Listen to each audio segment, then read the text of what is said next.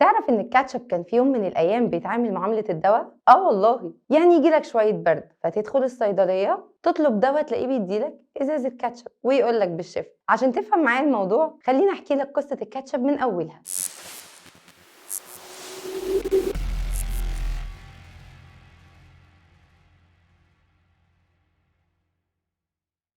مبدئيا كده الكاتشب اللي انت تعرفه دلوقتي ملوش اي علاقة بالكاتشب الحقيقي، وده لان الكاتشب الاصلي كان عبارة عن مية سمك مركزة، واللي ابتكرها هم الصينيين من قديم الازل، ويقال ان هم كانوا بيستخدموها من 300 سنة قبل الميلاد في تتبيل الاكل. ولما البريطانيين وصلوا لدول جنوب شرق اسيا في اوائل القرن ال17 عرفوا منهم صلصة السمك المعفن ده، وعجبتهم جدا، خصوصا ان هي كانت بتعيش لفترة طويلة من غير ما تبوظ. ومعرفش هتبوظ اكتر من كده ايه، ما هي كده كده بايظة.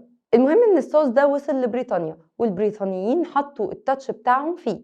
وكان نفسي اقول لك والله ان هم حطوا طماطم، بس مش ده اللي حصل. هم عملوه بالفطر والكرفس والانشوجة والخوخ كمان.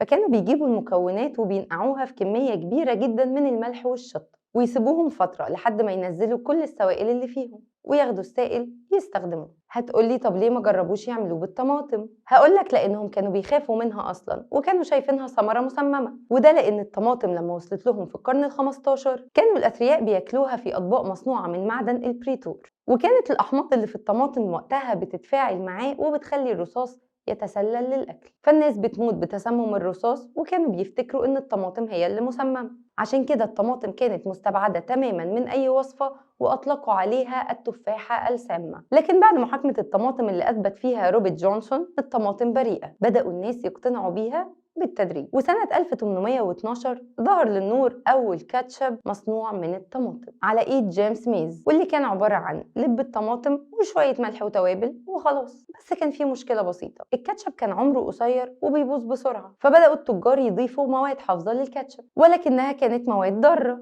فالناس بعدوا عنها وبطلوا يشتروها لحد عام 1834.